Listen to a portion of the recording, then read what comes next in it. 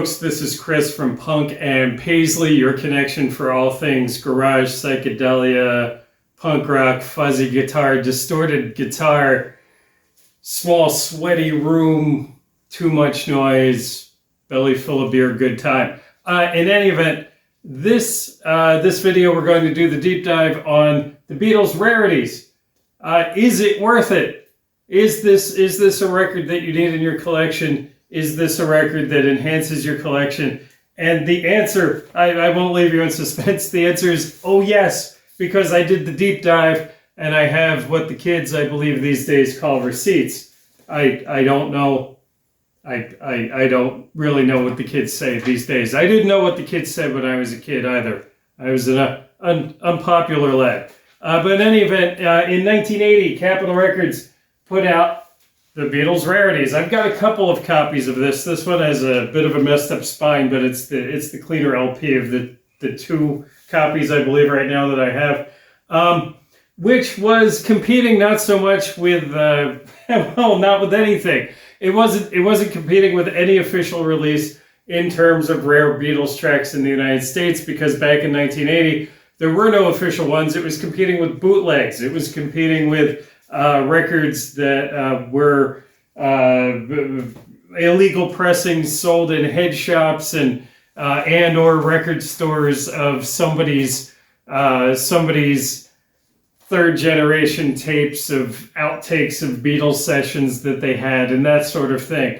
There was not a whole lot on offer outside of the basic Beatles albums, and you're talking mostly the American releases of those albums. At the time in 1980, which in many cases had different track listings or different versions of tracks than the UK or international versions had, and you had in many cases as well. You had compilations. You had compilations of Beatles tracks such as the Red and Blue 1962 to 66. You had 67 to 70. Which I'd highly recommend if you're just getting into the Beatles at base level and you'd like the singles and a lot of the hits, and you'd like it on vinyl, and you're a beginning collector. I would not so much suggest Rarities, but you might want to start there. You had a few other Beatles collections. You had the record Yesterday and Today, which we'll talk about a little bit in terms of its visual impact. The Butcher cover. That came out in part to fill some of the gaps that you might have in your Beatles collection if you were buying the albums. And there were some B-sides or UK-only tracks which the American market needed to catch up on. And Capitol was more than happy to sell you an additional album of before the Beatles could get in the studio and crank out their next album. But yeah, by the time 1980 rolls around, there were rumors of unheard Beatles songs, few of which were true, some of which had basis in truth, such as Free as a Bird, which would be worked into an entire track later, and then just absolute shoveling the crap claims such as Colliding Circles. I remember that there were about 4 track names that were basically urban legends that the Beatles supposedly recorded these amazing psychedelic tracks that were never released, and I remember that the title of one of those was Colliding Circles. I'm not sure who came up with that, but it doesn't exist, and these things didn't exist. They were mythical. However, people were very interested in Beatles outtakes that you could find them on YouTube right now. You could find the Beatles working on songs, kind of messing around with the guitars at a casual fashion with half ideas or quarter ideas for a song that they had that never fleshed out.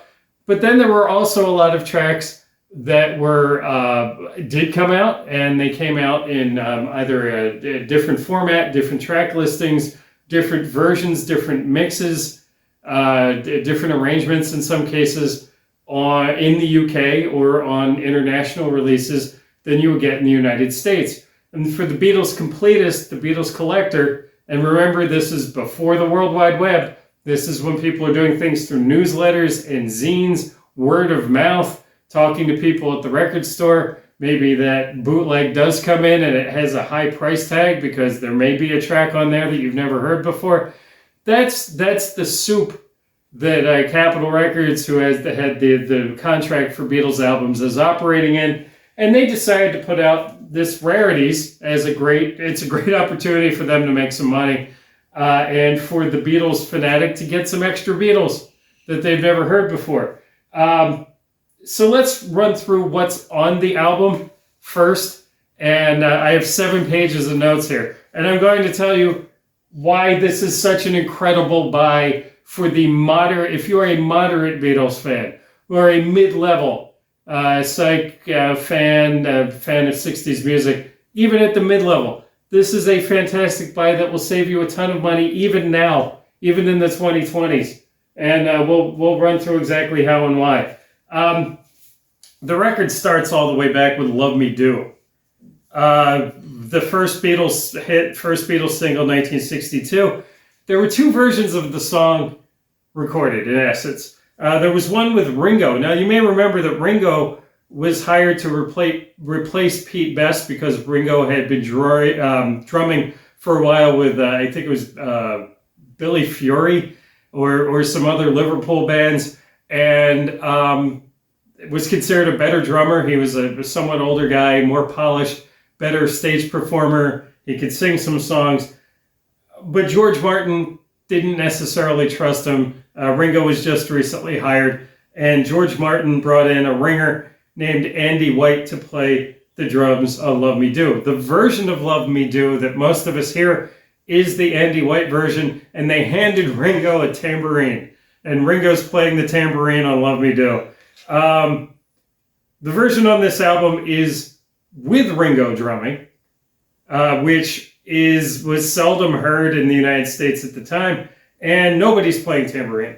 There's no tambourine on the track, but much to the chagrin of Linda McCartney fans everywhere. The next track is Misery. I'll handle Misery and There's a Place, tracks 2 and 3 from side A. I'll handle them together. They're pretty simple. They were B-sides on UK singles, I believe in '63. And just didn't make the jump over the pond, and were difficult to hear for Americans, particularly in stereo. They're both on here. Good early Beatles. They're Beat era. I remember reading in Revolution in the Head, which I still think is probably the best track-by-track Beatles book that you can get. Highly recommended. That the author describes these as being the raw, real deal Beatles because they've been recording for a while. Their voices are a little worn, and it's comparatively messy rock and roll from the Beatles. And I chuckle to myself a little because if you're a listener of mid-60s garage stuff, if you like punk rock at all, and you listen to these, you're going to say, "Oh, those tracks those are the smoothest things I've heard all day." But sure, if you'd like to say this is the raw real deal, then whatever floats your boat. But enjoyable stuff. Not yet the reason I would buy the album unless you are just the Beat era, the earliest era fanatic. There is a version here of Sie liebt dich, the Beatles singing in German for the German market, as was common at the time. A lot of artists, Motown, American pop artists, British pop artists were singing in Spanish, German, Italian, French for those markets. And they're enjoyable compilations, some of them bootlegs, of just that material. So you could hear the Supremes and Johnny Cash singing in German and French and so forth.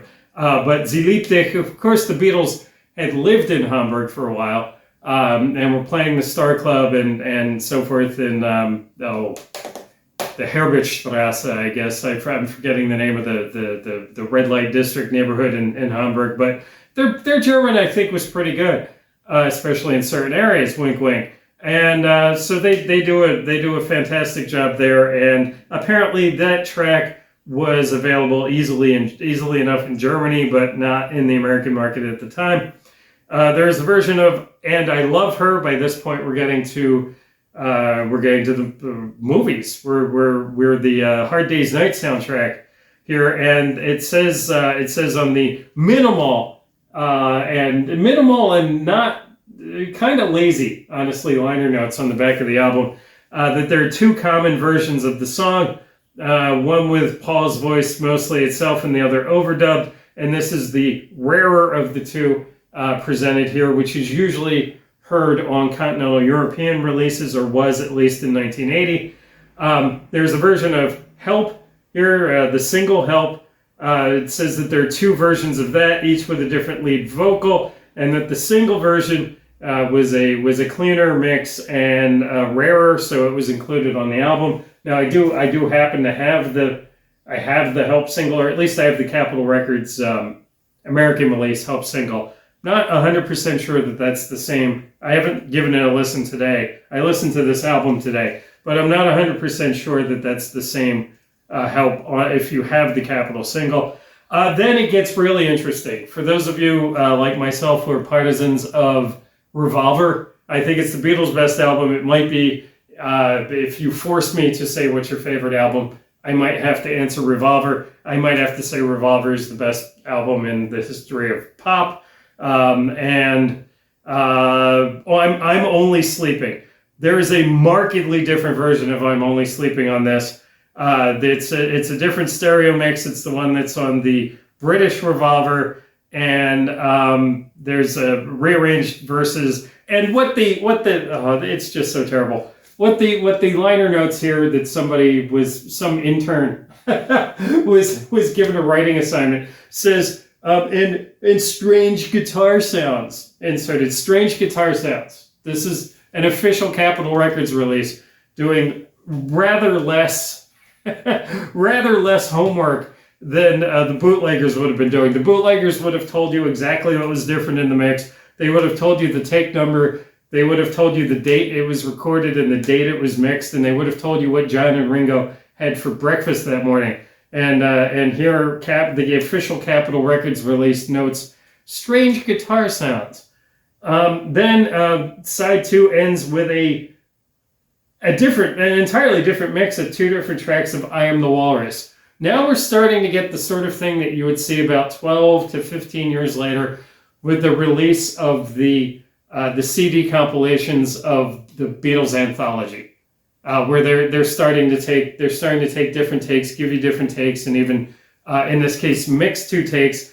And this is as the liner notes do say correctly, this is effectively a different mix of I Am the Walrus than was ever available before, because they took two different takes and they stitched them together. So it's effectively a new I Am the Walrus that you can hear, and this is from an era when we know what's going on in the studio with the Beatles, and that sort of thing starts to heavily count. It's not just the two extra bars of song or the little addition of a little bit of horn at the end of the song. You're starting to get into some significantly different tracks that the Beatles, certainly completists, but even casual fan is definitely going to want to hear. Side 2 begins with a different mix of Penny Lane than you would hear.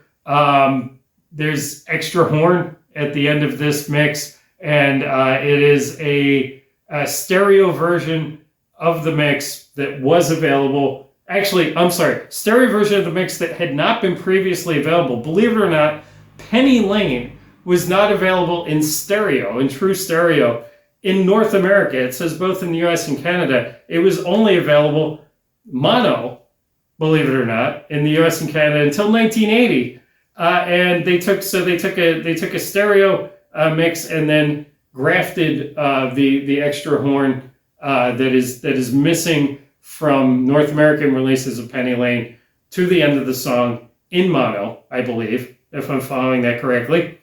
There is second in side 2. You have a markedly different Helter Skelter. It's a shorter cut of the track. There's different vocals. There's some different additional effects, and there's a true fade out instead of the fake fade out with the I've got blisters on my fingers. There's one fade out instead of the two fake fade outs that you get with the normal Helter Skelter.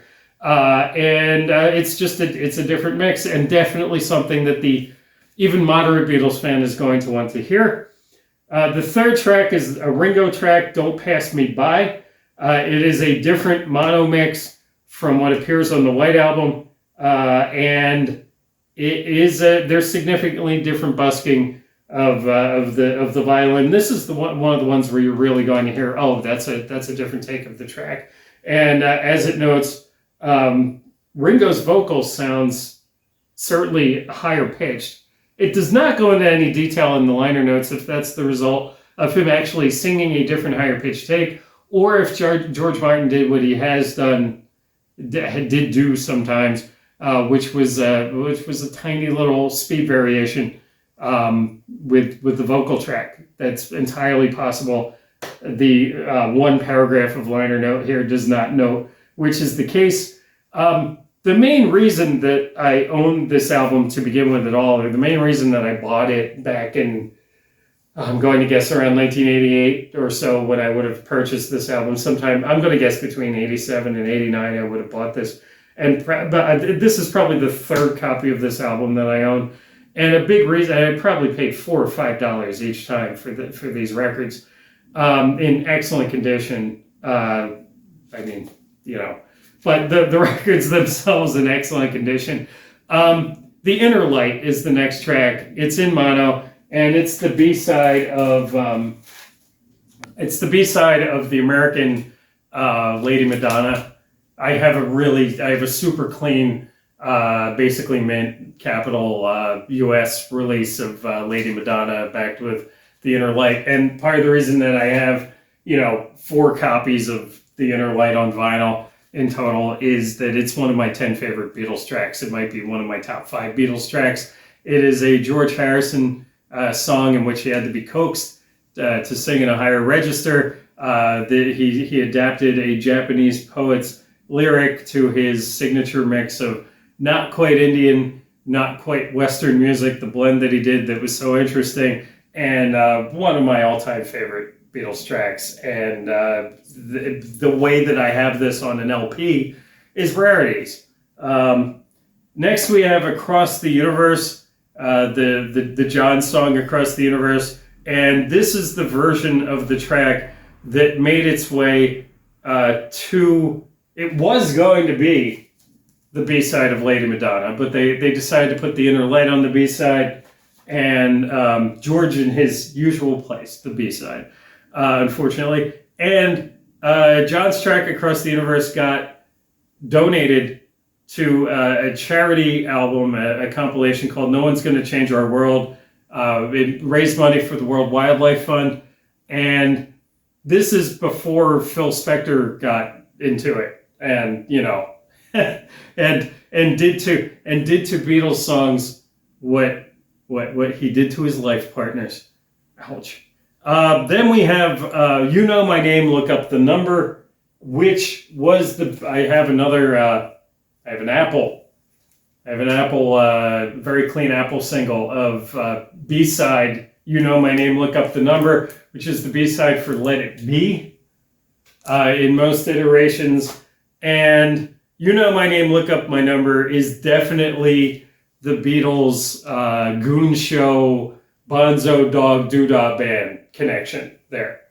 Python, this is them having I think British people say having a knees up, maybe, in the studio. Definitely some fooling around there. Definitely just a fun and funny Beatles B-side. And I had the claim on the back of this album was that this was the only way, short of a single, short of Let It Be, that you could hear the track on an LP. And I thought, no, that's not right. Surely that's not right. Isn't this somewhere else? Isn't this? And I was looking at my Beatles albums, and sure enough, that seems to be, at least at the time in 1980, that was the case. And then there's something really strange. We have what they refer to as the Sgt. Pepper Inner Groove. Unlike pretty much every Beatles album up until Sgt. Pepper, the content, by and large, the content of Sgt. Pepper, it's the first time that the Beatles album released in the UK and the Beatles album released in the US essentially match, where they're pretty much the same mixes of the songs, and they're the same track listings, and they're the same track order for a change. And given what there's always the claim of Sgt. Pepper being this themed album, or the first thing, which isn't, it's not correct that it's the first themed rock album, but it's barely a themed album, really. I'm not knocking it. I love it, but it's not, there's not as nearly as a consistent theme through the album as it's made out. And but nonetheless, the Beatles wanted it produced as a whole and reproduced as a whole in other countries, and you don't get messing around with the track listings of Sgt. Pepper like you do even on Revolver.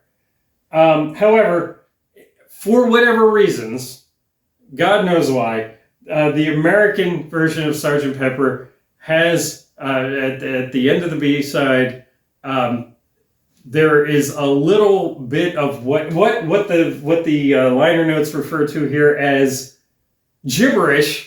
This is what the consumer can read through the shrink wrap in the store. Oh, honey, there's a Beatles record that there's new stuff we've never heard. Well, what's on the record, honey? Well, according to the liner notes here, we could pay our good money. We could either buy a new record that came out in 1980 with music we've never heard before, or we could spend some money on gibberish. Let's definitely buy the gibberish.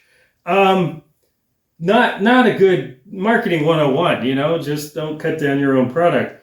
But yeah, there's a little bit of laughing and some noise and some that kind of thing that you might be familiar with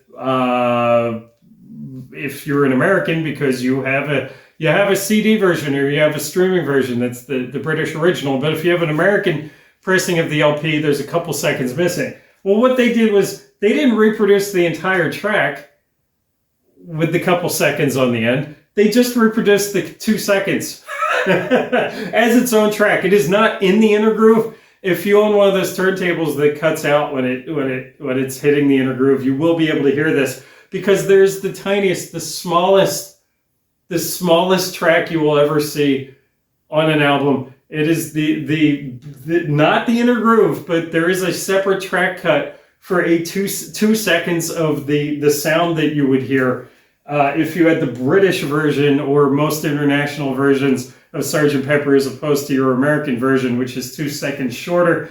I chuckled about this even back in the 80s when I bought this album. I thought, because I was making mixtapes like everybody else was. Obviously, the stereotype is you're making the mixtape for the girl that you're interested in, to get her to show how deep and what a big thinker you are, and how your heart is just 3 sizes too large because of your sensitivity that is reflected in the track selection of the cassette, the C60 or C90 cassette that you handed the girl at her locker, who really doesn't want to speak to you at all. And or you would just make yourself a mixtape, because it was the easiest thing to do. You get a bunch of tracks from different albums, you put together your favorites, you label it something, my favorite music, number 3. And then especially when the Walkman comes out, and you could the cassette Walkman, you could pop that in, listen to it on the bus or something on your way to school. That's what people did back in the Stone Age. And I always thought it was funny that you could try. It would be so frustrating. It would be so frustrating because you'd have to try and do it 50 times before you got it exactly right. That you could try with a dual tape deck at home to get to play your Beatles Sgt. Pepper album all the way through, and then try to capture and time it just right to get the last 2 seconds off of the inner side B of Beatles Rarities. So yeah, in theory you could do that. I guess they didn't have I don't know. They thought of it as a bonus. We're giving you something extra. But of course, the way it comes off a little ridiculous because of the manner in which it happens. But in any event, it turns out I thought I was going to be giving this like a tepid recommendation. I should also say the package itself. You get a reproduction of the Beatles Butcher cover from yesterday and today. You get the reproduction on the inside of the gatefold version. Not every Beatles Rarities is a gatefold, but the ones that are have the Beatles the Butcher cover reproduced on the inside. That was a big deal to have that full size 12 by 12 in 1980. Remember, there's no World Wide Web. You weren't just seeing the image was, for a lot of people, it was kind of a rumor, and a lot of people, unless they had the right magazine or knew somebody or the record store had one, a lot of people read about but had never seen a Beatles Butcher cover, and had at least never seen, if they did see it, it might have been a small 5th generation black and white reproduction in a zine or something. So that was a very big bonus to actually have the visual. So that's to this day, that's a nice bonus to have. You could even, you get a cheap copy like this, you could even cut it out and frame it yourself, put it in a frame on the wall. That's worth the price of admission alone. We'll get to that in a minute.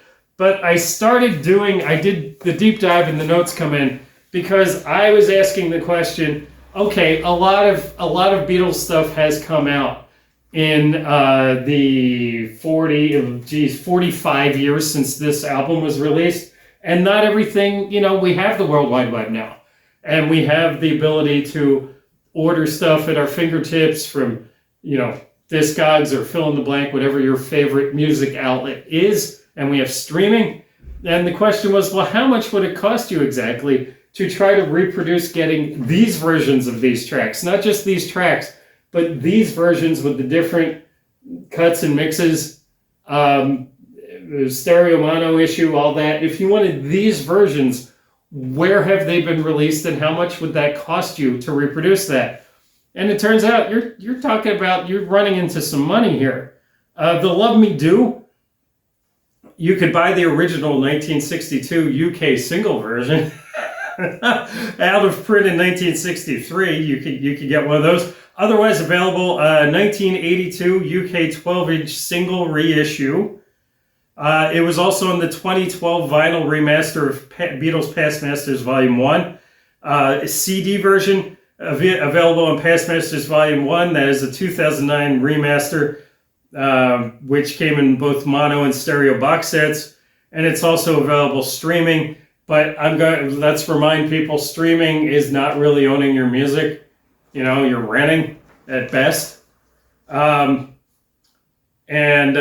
Misery, track 2, was on the VJ LP introducing the Beatles. The stereo version, rarer in the US, it wasn't on Capitol LPs at the time. So again, as you're buying the 2012 vinyl remaster of Please Please Me for that Misery, or in CD form, the 2009 stereo remaster of Please Please Me, also available streaming. There's a place is a similar story. It's available at the same places. Please Please Me, the vinyl remaster 2012, and the 2009 stereo remaster. Sie liebt dich, available. That's on Past Masters Volume 1. It's actually the same for all 3 tracks. You pretty much have to get Past Masters Volume 1, either the 2012 vinyl or the 2009 CD. The And I Love Her with the 6-bar ending, originally issued in Germany, is not available on standard Beatles vinyl releases, and not available on CD, and not available streaming. You have to buy Beatles Rarities or some bootleg from somewhere if you want to hear the I Love Her with the extra bars. Look at that. Look at that. And aren't you glad you're watching my channel, Punk and Paisley? My name's Chris. I may have forgotten to mention that at the outset. My name's Chris. You can say thank you, Chris. Track 6, the mono single, different vocal take of Help. It's available in Past Masters Volume 2. Now we're buying a different release. 2012 Volume 2. 2009 Volume 2 in CD form, 2012 vinyl form, available streaming. The I'm Only Sleeping mono alternate mix with the different guitar and vocal effects. This is one of the tracks that you can really hear as a different track. It is available in the 2014 vinyl box set yesterday and today mono mix from the Beatles in mono. I have a feeling that that's well, I did some of the calculations here. That's not cheap. And in CD form, it would be the Beatles in mono 2009 box set. I believe, if I recall correctly, if you've seen the Lemmy documentary, I think that that's the box set that one of the employees lets Lemmy buy from them and knew it was over $200, if I recall correctly, from the Lemmy documentary. And that was 15 years ago, 14 years ago, 16 years ago. Not available streaming on standard platforms. The track 8, I Am the Walrus, the stereo US single version with the extra bars, 4 extra bars of music compared to the UK version. This is not available on standard Beatles vinyl releases, and not available on CD, and not available streaming. You have to buy Beatles Rarities in order to hear that cut of the track. Side B, starting with Penny Lane, which is the alternate version with the piccolo trumpet riff at the end. The availability is on the Sgt. Pepper's Lonely Hearts Club Band 2017 Super Deluxe Edition vinyl box set. That sounds cheap. That sounds reasonable. That's got to be about $3, right? Or in CD version, the 2017 Super Deluxe Edition Sgt. Pepper's Lonely Hearts Club Band, or streaming the track from the same release. Considered extremely rare until the 2017 Sgt. Pepper reissue. Track 2 is the Helter Skelter mono that ends at the first fade out, and that is available in the Beatles in mono 2014 vinyl box set in the White Album mono mix. That is also available in the CD version of Same, which came out in 2009, and not available standard streaming platforms. Question number 3, question 3. It's not, well, it is a bit of a question. Is it worth it? The answer is yes. Track 3, Don't Pass Me By, the mono alternate mix with very different violin, probably a different speed of Ringo's vocals and pitch as a result. The availability is on Beatles in mono, the 2014 vinyl box set, again, 2009 CD box set, not available standard streaming platforms. Number 4, the your mono Inner Light. Well, you could buy the single. You could get a clean version of this. You're not buying mine. I don't know, for a massive amount of money, you could buy mine if you pry it out of my cold, dead, miserly fingers.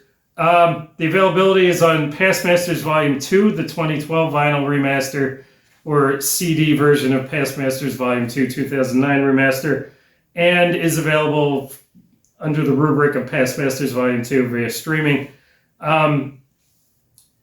Track 5, Across the Universe, the stereo original version from the No One's Gonna Change Our World release. Well, you could track down a copy of that album. I hope you can find a clean one, and it's that.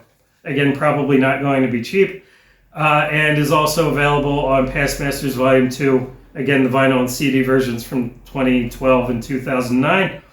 You Know My Name, look up the number. You can buy the single.